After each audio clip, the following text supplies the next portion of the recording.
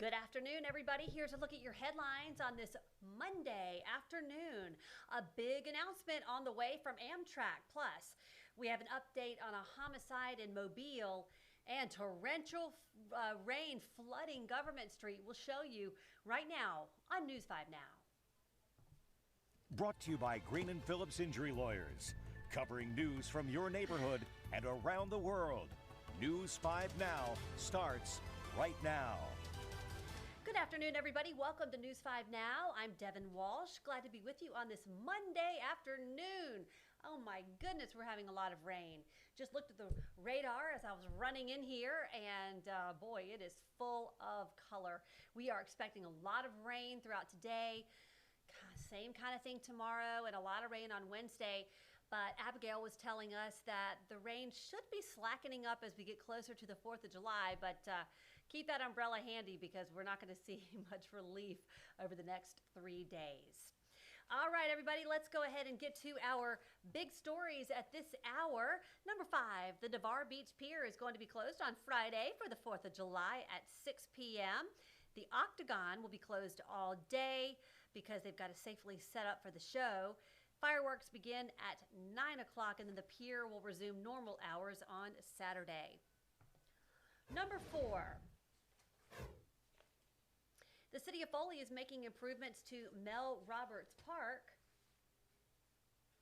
Projects include irrigation and sod placement on some of the ball fields. The city will use money that was saved on a previous project.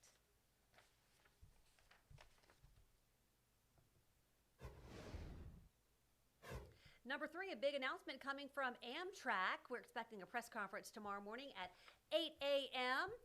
to find out exactly what the schedule will be when Amtrack rolls from Mobile to New Orleans and make some stops in Mississippi. And we, of course, will be there as Amtrack makes that announcement tomorrow. So that's something we can look forward to learn when the trains will start rolling. Number 2, we have a homicide arrest in Mobile. There was a deadly shooting that happened on Somerville Street. We've got the very latest on that on WKRG.com. And number 1, torrential rain on Government Street. Now, this is an area that typically floods. Well, right now you can see that rain coming down on Government at Ann Street over the last hour. So take it slowly if you were going to be in downtown or midtown Mobile, because our streets can't take as much rain as we're going to get, and flooding is expected to be a major issue. And that's a look at our big stories at this hour. All right, now it's time for our question of the day. You know, last week we were so excited about seeing all of those statues unveiled at Heroes Plaza on Water Street right in front of the Mobile Convention Center for the Sports Hall of Fame. Well, so that kind of got us thinking, what is your favorite athlete of all time? Who is your favorite athlete of all time? And we're going to take a look at some of your comments. Spartacus, Smokin' Joe Montana.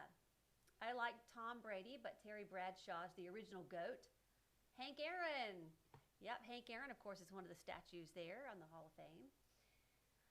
Barry Sanders, Larry Bird, Mike Schmidt, Wayne Gretzky. Joe Montana or Jerry Rice. Michael Jordan, I'm a huge Michael Jordan fan. Odell Purifoy. Okay. Forrest Gump, Jordan Sandberg, Kobe Bryant, Barkley, Tom Brady, Mahomes, Derrick Henry, just to name a few. So, yeah, Amanda's got a lot of favorite athletes. As an Alabama fan, Kevin says, when it comes to character, it is Tim Tebow. Have to admit, most entertaining and amazing I've ever seen is Barry Sanders. As far as accomplishments, it's definitely Tom Brady with Terry Bradshaw as a close second. Kenny Stabler with the Raiders. Larry Bird. Jalen Hurts. Joe Montana. Muhammad Ali. Jesse Owens.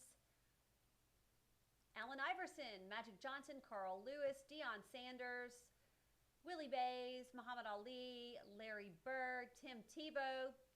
Not the best athlete, but my favorite. So yeah, those are some great answers. I mean, what variety that was fun to look at some of those names. Thank you so much for commenting. And here's something that we were asking you to take part in our poll of the day after a story that we aired last week on WKRG. We told you about some big plans in downtown Mobile where they're converting, I think, 6 streets from one-way streets to two-way. For example, St. Joseph Street and St. Anthony Street over there near Banville Square, those are now going to be two-way streets. So we asked you, should more one-way streets in downtown Mobile be converted to two-way? Should more one-way streets in downtown Mobile be converted to two-way? What you think? Should they? I don't know. I mean, it's something I had to think about that when the city announced what they were doing. They say it'll make it more walkable. I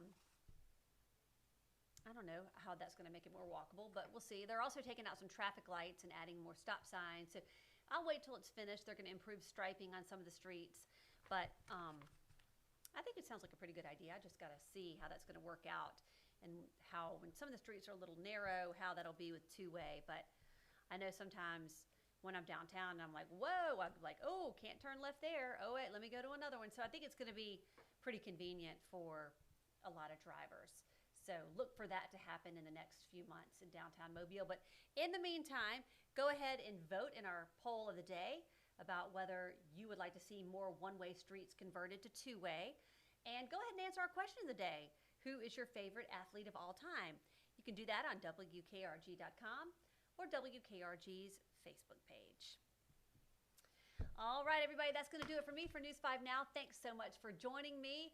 I will see you back for WKRG News 5 at 5 o'clock. Covering news from your neighborhood and around the world. You are watching News 5 Now, brought to you by Green & Phillips Injury Lawyers.